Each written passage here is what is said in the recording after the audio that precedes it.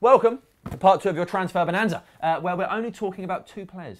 We're talking about De Gea, Januzaj. That's it. Just 2, yeah, just 2. Do you want to do an explanation like you usually do? I'm just going to see what Jamie Oliver's got to say, mate. Right, I'll crack on then. So, David De Gea, this is the situation. There's complications all over the shop. We'll start with this. Real Madrid goalkeeper Iker Casillas has done a little Facebook message saying I'm going to carry on doing what I started doing 25 years ago, what I learned here at Real Madrid, which is to fight from a place and win, or something like that, which basically suggests maybe it's like a little message to De Gea, like, I'm not going to give up, I want to be number 1. Can I just say what annoys me about Casillas is he doesn't seem to realise that he's quite bad. Doesn't seem to. He's been awful. So they're letting so many goals, Real Madrid. The goal that he let in the Champions League. He's really good. Okay, mate. You don't need to replace him. If Florentino Perez, if you watch him, we know you like the show. You've got a world-class goalkeeper. Navas. They've got Navas as well. You don't need him. Promote Navas up. Anyway, Casillas has been linked with the likes of Arsenal and Tottenham and Fenerbahce, but should he stay, he's going to fight for his place. Now, David De Gea, this is where it gets interesting. Yeah. He still hasn't said anything. Edwin van der Sar, off of goalkeeping, says that, should he leave, it's not the end of the world, because Man United have had big players leave before. No player is irreplaceable. That's exactly. What he said, mate. He also thinks that he will leave. He said if he was going to stay, he would have signed that contract by now, wouldn't he? So he thinks he's going to go. But for how much? There's another question. £13 million is what the English papers are reporting. Listen, mate, everyone's throwing around this sum, 13 million. Honestly, this is me, mate. This is just a little player now. This is me reading the paper, and then I see that Real Madrid have offered 13 million. You'll be able to tell when I notice. Okay. He hasn't noticed yet. I don't think he's noticed. He hasn't noticed. Oh, De Gea. What? Noticed big time. 13 million? His gloves aren't worth 13 million. I might as well have a whip round in the office for that. What office do you work at? I don't work. It's just been me, really. Just in my house. All right.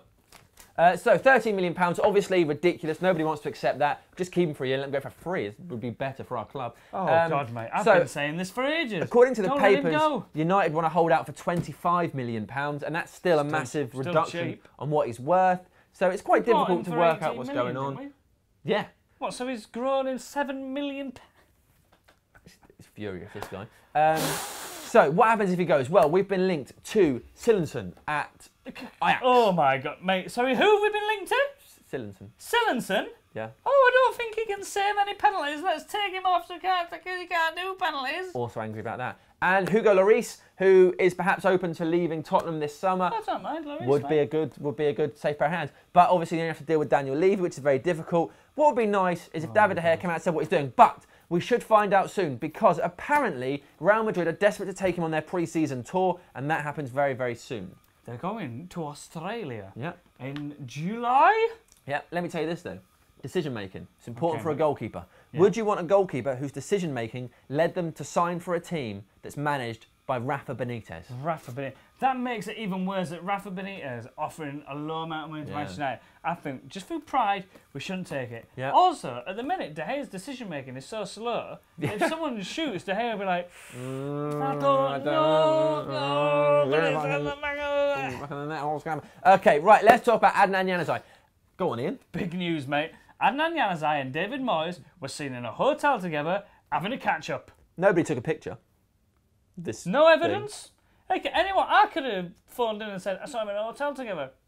Apparently it's quite far away from San Sebastian, so not really close to where David Moyes should be, but it's still like, you know, they could have just been going on holiday. But the rumour mill has started spinning around and making some rumour flour, and it is saying that Januzaj is going on loan to Real Sociedad. I could say it happening. A year, half a year, nobody knows. But here's what I'd like to see. I'd like to see Januzaj actually given a chance, give him some games. He was brilliant when he has played.